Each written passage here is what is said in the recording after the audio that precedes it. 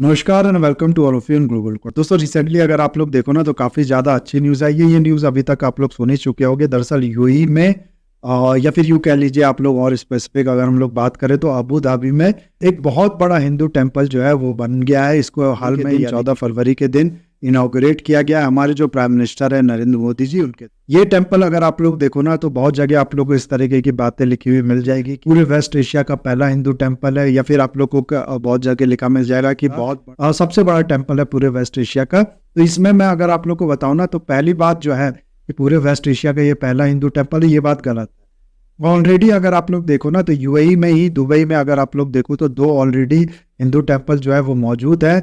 और दूसरी बात अगर आप लोग देखो कि ये वेस्ट एशिया का सबसे बड़ा टेम्पल है तो हाँ ये बात सही है, वेस्ट एशिया का ये सबसे बड़ा टेम्पल है।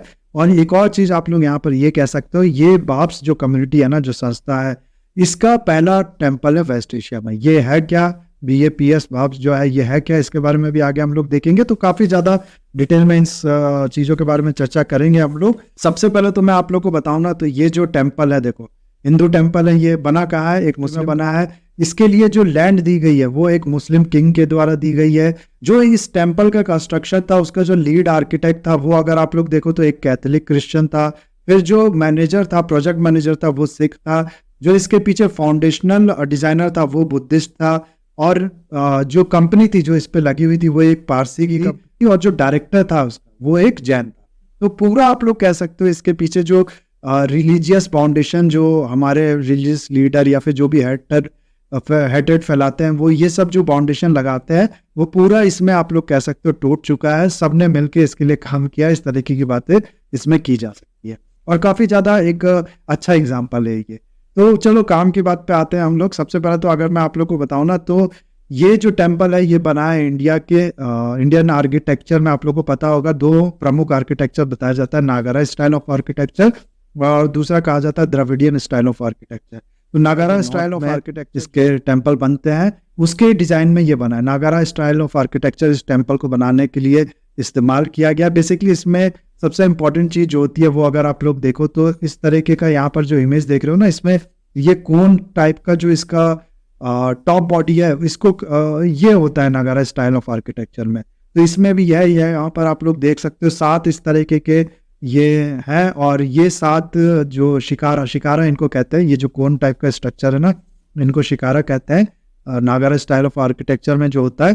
तो 7 ये शिकारा है और ये 7 एमिरेट्स ऑफ यूएई जो है उनको डिनोट करता है। इस तरीके से आप लोग इसको समझ सकते हो। बहुत जगह आप लोग को ये लिखा हुआ मिल जाएगा। दरअसल आप लोग को पता होगा कि जैसे इंडिया में अलग अलग स्टेट्स है ना, वैसे यूएई में 7 स्टेट्स आप लोग कह लो जिनको हम लोग इमिरेट्स कहते हैं वो है। तो उनको डिनोट करने के लिए 7 शिकारा इस पे बने हैं। और टोटल 27 एकड़ की जमीन पे ये जो टेम्पल का पूरा आप लोग कह सकते हो कॉम्प्लेक्स है वो बना है, जिसमें से जो टेम्पल है वो बना है 13.5 एकड़ में। और बाकी 13.5 एकड़ में अगर आप लोग देखो ना तो बना है जो पार्किंग वगैरह होता है वो, जिसमें 1400 कार और 50 बस आप लोग कह सकते हो एक साथ पार्क की जा सकती है। 108 फीट इस मंदिर की आप लोग कह सकते हो हाइट है। उसके अलावा 26 फीट अगर आप लोग देखो तो इसकी लेंथ है। विड्थ इसकी है 180 फीट। तो ये कुछ इसके बारे में मैंने आप लोगों को बताया, इसके हाइट वेथ के बारे में। उसके अलावा अगर आप लोग देखो ना तो ऐसा बताया जा रहा है कि 20,000 टन का जो स्टोन या फिर मार्बल जो है वो शिप किया गया इस मंदिर को बनाने के लिए। और टोटल इस मंदिर को बनाने की कॉस्ट कितनी आई, ये सवाल हो सकता है आपके मन में आ रहा होगा। तो इसमें मैं आप लोग को बता दूं 700 करोड़ की टोटल कॉस्ट जो है वो इसके मंदिर को बनाने में आई है।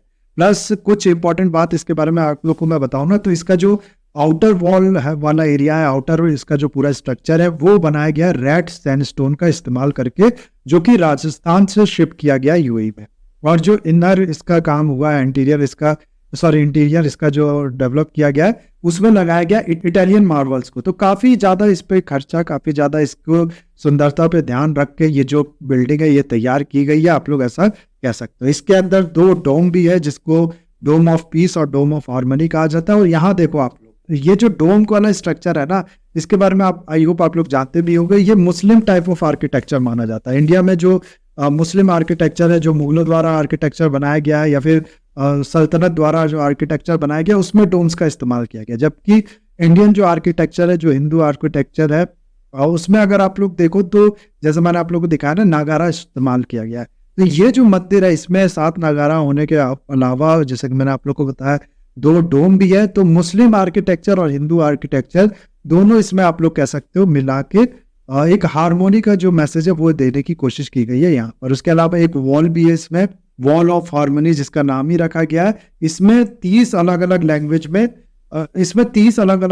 में अगर आप लोग देखो ना तो हार्मनी जो है वो लिखा गया। प्लस ये जो वॉल है इस पे लगातार वीडियो जो है वो चलाई जाती है, उसमें शो किया जाता है, दिखाया जाता है कि कैसे इस मंदिर को बनाने के लिए जो मेहनत है वो की गई, जो भी ये ऑर्गेनाइजेशन है BAPS उसके द्वारा या फिर बाकी लोगों द्वारा, और कौन कौन से माइलस्टोन इसके लेके कब कब आप लोग कह सकते हो मिले इन लोगों को। उसके अलावा अगर आप लोग देखो तो 2 इंटरेस्टिंग चीज आपको मैं बताऊं इसके बारे में। MEP मिडिल ईस्ट अवार्ड होता है जिसमें 2019 में अगर आप लोग देखो ना तो इस मंदिर को बनने से पहले आप लोग कह सकते हो best mechanical project of the year का अवार्ड मिला था, और 2020 में इसको best interior design concept of the year का अवार्ड मिला था। तो काफी डिजाइनिंग में तो आप लोग देख के ही कह पा रहे होगे कि किसी भी तरह की इसमें कोई भी कमी नहीं है, काफी ज्यादा बेहतरीन ये स्ट्रक्चर जो है ये तैयार किया गया है। एक और चीज काफी इंटरेस्टिंग है इस मंदिर के अंदर, इसमें एक पिलर है जो कि 1400 पिलर का इस्तेमाल किया गया है, जिसको पिलर ऑफ पिलर्स भी आप कह सकते हो। और ये पूरी बिल्डिंग आप लोग कह सकते हो मॉडर्न भी है, मोनोलिथिक भी है, एक ही पत्थर का इस्तेमाल किया गया है।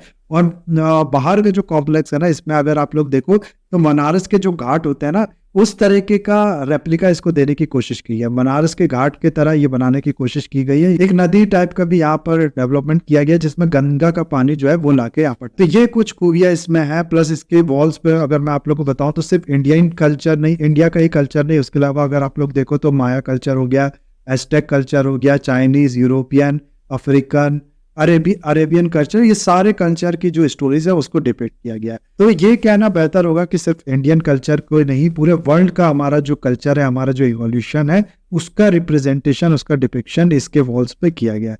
और ये सवाल हो सकता है आपके मन में आ रहा होगा कि किस देवी या देवता के लिए ये मंदिर जो है वो बनाया गया है। तो इसमें मैं आप लोग को बता दूं सिर्फ एक देवी देवता के लिए नहीं, अगर आप लोग देखो ना तो पूरे इंडिया में जितने भी देवी देवता हैं, अलग अलग कोने में अलग अलग देवी की पूजा होती है इंडिया में, आप लोग को पता होगा। उनमें से बहुत से देवी देवताओं को इसमें आप लोग कह सकते हो जो उनकी मूर्तियां वगैरह वो रखा गया है। ये नाम है सारे देवी देवताओं की, स्क्रीन पे आप लोग देख सकते हो। इनके लिए ये जो मंदिर है ये बनाया गया है। इसमें लॉर्ड अयप्पा भी आप लोग को मिल जाएंगे, शिव पार्वती, राम सीता, लक्ष्मण हनुमान, ये सब इसमें यहाँ पर आप लोग को मिल जाएंगे।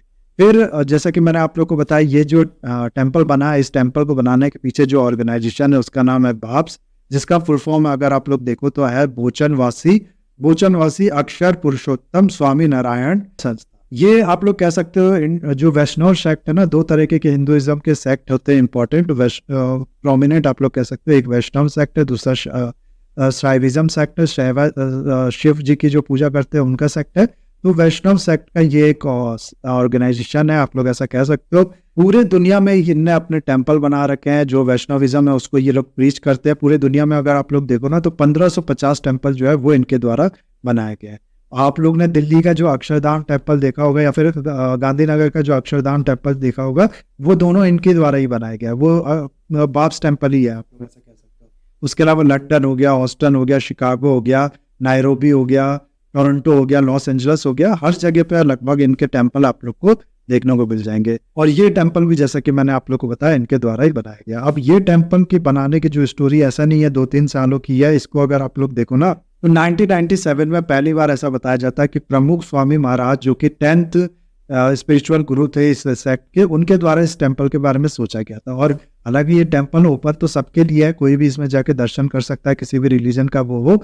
लेकिन अगर आप लोग देखो ना तो ये टेम्पल बनाया गया है जो हिंदू फैमिलीज वहाँ पर रहती हैं, इंडिया से बहुत से लोग काम करने गए हैं वहाँ पर, जो हिंदू फैमिलीज रहती हैं उनके लिए ये टेम्पल बेसिकली बनाया गया, जो कि समझ में भी आता है।